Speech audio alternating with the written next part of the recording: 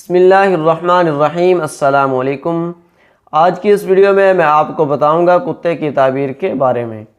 تو ویڈیو شروع کرنے سے پہلے اگر ابھی تک آپ نے ہمارا چینل سبسکرائب نہیں کیا تو ہمارے چینل کو سبسکرائب کر دیں اور ساتھ بیل آئیکن کو پریس کر دیں تاکہ ہر نئی ویڈیو کی نوٹیفیکیشن آپ تک بروقت پہنچتی رہے۔ تو چلیں ویڈیو شروع کرتے ہیں۔ حضرت ابن سیرین رحمۃ اللہ علیہ نے فرمایا ہے کہ خواب میں کتا کمینہ اور مہربان دشمن ہے، اور سیاہ کتا عرب میں سے دشمن ہے، اور سفید کتا عجم میں سے دشمن ہے، اور اگر دیکھے کہ کتے نے اس کو کاٹا ہے دلیل ہے کہ دشمن سے تکلیف اٹھائے گا، اور اگر دیکھے کہ اس کا کپڑا کتے کے منہ کے تھوک سے آلودہ ہو گیا ہے دلیل ہے کہ دشمن کی بات سے خستہ ہوگا،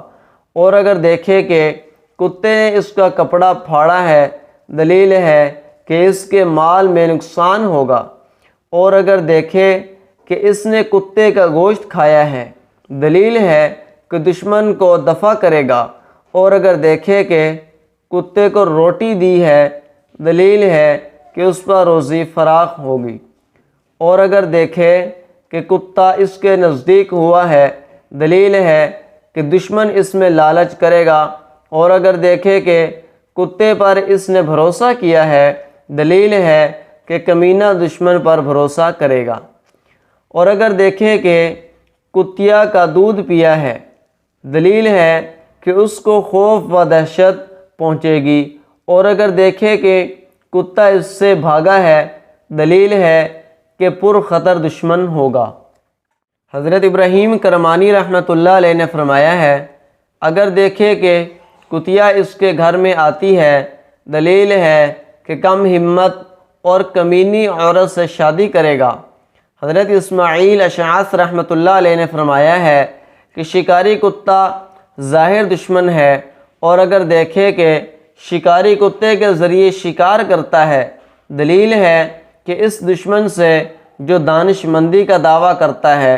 خیر پہنچے گی، اور اگر دیکھے کہ شکاری کتے کا گوشت کھایا ہے دلیل ہے کہ وراثت پائے گا، اور اگر دیکھے کہ شکاری کتا اس سے دور ہو گیا ہے دلیل ہے کہ نفع مند دشمن سے جدا ہوگا۔